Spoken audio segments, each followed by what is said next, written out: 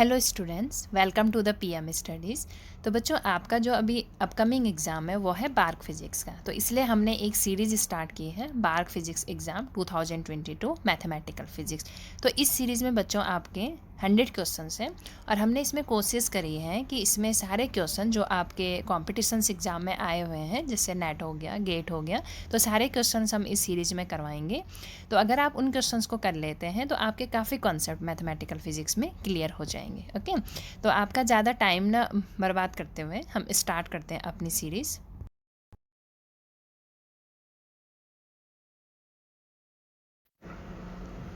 हाँ बच्चों, तो हम लोग क्वेश्चन नंबर फर्स्ट पढ़ लेते हैं। ओके, तो क्या है क्वेश्चन नंबर फर्स्ट, देख लीजिए।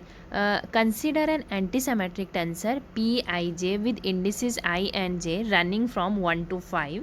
The number of independent component of the tensor is. अब सबसे पहले बच्चों इसमें दो चीज़ इंपॉर्टेंट है। एक तो है कि टेंसर आपका एंटीसिमेट्रिक टाइप है, और सेकंड है इसमें कि जो मैक्सिमम वैल्यू ऑफ इंडिसेस है वो बच्चों क्या है, 5 है। ओके, तो इसमें आपके पास जो टोटल पॉसिबिलिटी है क्वेश्चंस बनने की, वो दो टाइप से ये क्वेश्चन बन सकता है कि आपके पास जो टेंसर है या तो आपके पास हो एंटीसिमेट्रिक हो बच्चों, या आपके पास हो सिमेट्रिक टेंसर हो। देखो, जो वैल्यू ऑफ आई एंड जे है इससे ज़्यादा फर्क नहीं पड़ेगा, क्योंकि अगर हमें फॉर्मूला आता है तो हम ये वैल्यू फॉर्मूले में पुट करके फाइंड आउट कर सकते हैं। लेकिन फ़र्क आपका इससे पड़ेगा बच्चों कि जो टाइप्स ऑफ टेंसर है वो आपका कौन सा है, क्योंकि दोनों टाइप्स के लिए आपका जो फॉर्मूला है वो आपका डिफरेंट डिफरेंट है।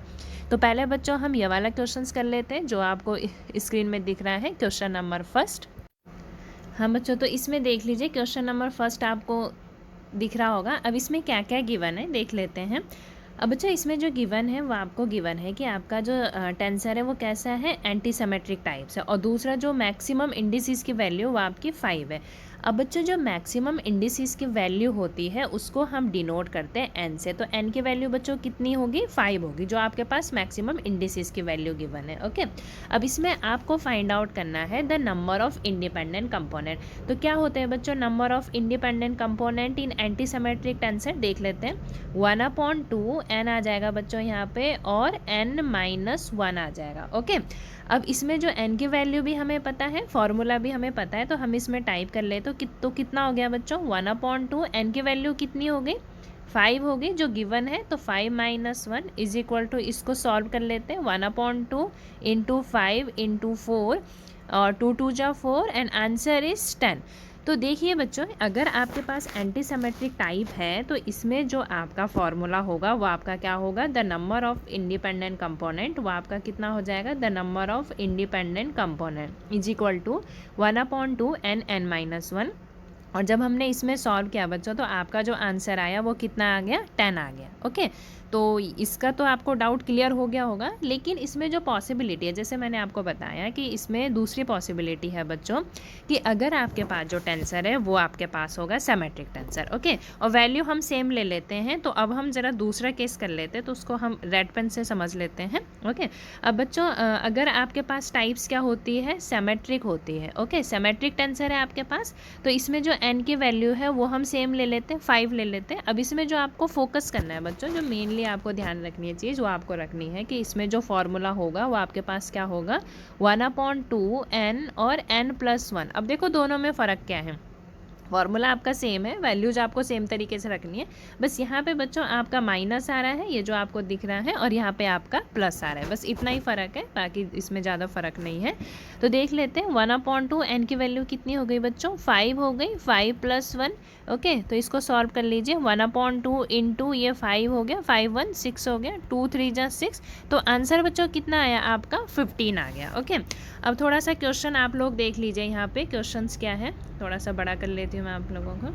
हाँ, तो ये देख लीजिए बच्चों क्वेश्चंस, ठीक है। तो क्वेश्चंस क्या था आपका, क्वेश्चन आपका था बच्चों कि consider N antisymmetric tensor P I J given था, आई एन जे की वैल्यूज़ गिवन थी, और आपको जो फाइंड आउट करना था वो आपको करना था बच्चों नंबर ऑफ इंडिपेंडेंट कंपोनेंट। अब देखो, अगर आपका एंटीसिमेट्रिक है तो इसका जो आंसर आया था बच्चों कितना आया था, 10 आ गया था, आंसर इज 10, मतलब बी ऑप्शन आपका सही है। लेकिन इससे जो पॉसिबिलिटी है क्वेश्चंस बनने, क्योंकि जब आप क्वेश्चन कर रहे हो तो दोनों कॉन्सेप्ट को एक साथ पढ़ लो, कि अगर देखो पॉसिबिलिटी तो डिफरेंट डिफरेंट टाइप से बन सकती है, तो मैंने जितनी भी पॉसिबिलिटी है वो आपको सारी करवा दी है। तो अगर आपका पास सिमेट्रिक टेंसर होता है तो क्या हो जाएगा फॉर्मूला, 1/2 n n+1 कैलकुलेशन करा तो आंसर कितना आया बच्चों 15 आया। ओके, तो ये है क्वेश्चन नंबर फर्स्ट हमने कर लिया है, दोनों पॉसिबिलिटी भी हमने कर ली है। ओके, तो अब हम करते हैं बच्चों क्वेश्चन नंबर 2। हाँ बच्चों, तो अब हम देख लेते हैं क्वेश्चन नंबर 2। ओके, तो रीड कर लेते हैं पहले। The value of the integral, integral की वैल्यू आपको गिवन है, क्लोज कंटूर है ये, where the contour C is the unit circle. और आपके पास जो गिवन है बच्चों वो इंट्रीगल की वैल्यू गिवन है कि आपके पास जो फंक्शन है एफ ऑफ जेड की वैल्यू गिवन है। और दूसरा जो बच्चों इसमें गिवन है, आपको गिवन है equation of circle in complex form. Okay, और आपको इसमें फाइंड आउट करना है कि जो इस इंट्रीगल की वैल्यू क्या आएगी। तो ऑप्शन गिवन है, option A is 2 pi iota, B 4 pi iota, C pi iota और डी आपका हो गया बच्चों 0। ठीक है, तो इस क्वेश्चन को सॉल्व कर लेते हैं। हाँ बच्चों, तो इस क्वेश्चन को सॉल्व करने से पहले आपको पता होना चाहिए कॉची रेजिड्यू थ्योरम। ओके, तो क्या होती है कॉची रेजिड्यू थ्योरम? अगर हमारे पास कोई भी क्लोज कंटूर लूप है, जैसे ये मान लेते हैं, ठीक है, और कोई भी फंक्शन है जैसे कि आपके पास गिवन है यहाँ पे e की power z sine z upon Z square, तो f ऑफ z से हम उसको कर लेते हैं डिनोट, और ये आपके पास हो गया बच्चों dz। तो इसकी जो वैल्यू होती है वो क्या होती है 2 पाई आयोटा, और यहाँ पे आ जाएगा बच्चों आपके पास सम ऑफ रेजिड्यू। एक चीज़ इस पर इंपॉर्टेंट है, सम ऑफ रेजिड्यू एट पोल, जो आपको याद रखना है बच्चों, वो आपको रखना है कि जो आपके पोल्स है वो आपके इनसाइड द सर्कल होना चाहिए या इनसाइड द कंटूर होना चाहिए। ओके, तो according to Cauchy residue theorem हमें क्या पता है कि अगर हमारे पास कोई भी इंटीग्रेशंस गिवन है एफ ऑफ जेड, कोई भी फंक्शन गिवन है, तो इसमें जो इंटीग्रेशंस की वैल्यू होगी बच्चों वो आपकी हो जाएगी 2 पाई आयोटा और ब्रैकेट यहाँ पे sum of residue at pole within C. Okay, तो आपके जो पोल होने चाहिए बच्चों वो विद इन सी होना चाहिए। ओके, तो हम इस क्वेश्चन को सॉल्व कर लेते हैं। तो यहाँ पे जो बच्चों गिवन है, दो चीज़ आपको दिख रही होगी कि एक तो आपके पास गिवन है एफ ऑफ जेड, तो एफ ऑफ जेड की वैल्यू कितनी है e की power z sine z upon Z square. Okay, और जो आपके पास गिवन है बच्चों इक्वेशन ऑफ सर्कल, वो आपके पास गिवन है z minus 2 is equal to 1। तो हमें बच्चों पोल निकालने बहुत इजी है, वो तो हमें आ जाएगा, लेकिन जो इसमें थोड़ा सा डिफिकल्ट है बच्चों ये है कि हमें सर्कल ड्रॉ करनी आनी चाहिए। जैसे कि हमने देखा है कि कार्टेशियन कोऑर्डिनेट में जो इक्वेशन ऑफ सर्कल होती है वो क्या होती है बच्चों x माइनस एच का होल स्क्वायर, एच है ये, और प्लस y माइनस के का whole square is equal to कितना आ जाएगा आर स्क्वायर आ जाएगा। अब जो बच्चों यहाँ पे h और k है, ये आपके पास क्या है h और k है बच्चों आपके पास सेंटर आ गए, ठीक है ना, h और k आपके पास क्या है सेंटर है, और r आपके पास है रेडियस। तो ये तो बच्चों सिंपल है क्योंकि ये कार्टेशियन कोऑर्डिनेट में हमने पढ़ा है, तो ये हमें आ जाता है।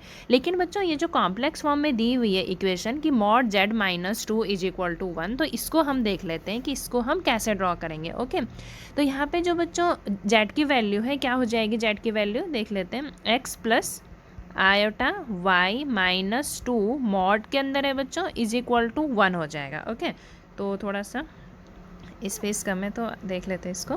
तो x plus iota Y minus 2 is equal to 1 हो गया। अब जो बच्चों यहाँ पे हम क्या कर लेते हैं, आपको पता होगा कि अगर हमारे पास कोई भी इस फॉर्म में होता है a प्लस आयोटा बी, और इसका मॉड अगर हमें निकालना होता है बच्चों तो कैसे निकालते हैं हम लोग इसका a square plus B square. तो सेम चीज़ हम यहाँ पे भी अप्लाई करते हैं, जो हमारे पास इक्वेशन गिवन है। तो इसकी जो पहले तो बच्चों इसको रियल अलग कर लीजिए, जैसे कि a की वैल्यू निकाल लीजिए x minus 2 plus iota Y is equal to 1 हो गया। ओके, अब ये आपके पास रियल हो गया। रियल का मतलब यहाँ पे जो ये वैल्यू है बच्चों ये तो आपकी वैल्यू a हो गई, और जो y है वह आपके पास b वैल्यू हो गई।